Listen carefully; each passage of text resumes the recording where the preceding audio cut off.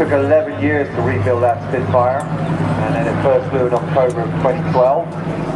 And if you get a close-up look to it, you can see it's painted on a port side to represent a Spitfire of 322. Nice underside view.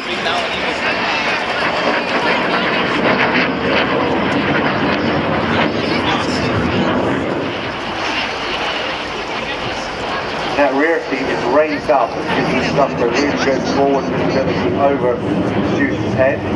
Vital for when you're coming into land and taking off. Aileron roll, chin sticking out to the right.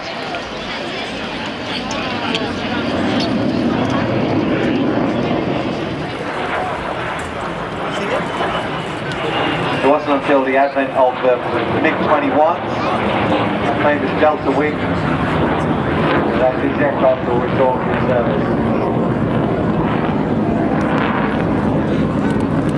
One of its major strengths is the armament it carried. It carried one massive 37mm cannon and two 23mm cannons.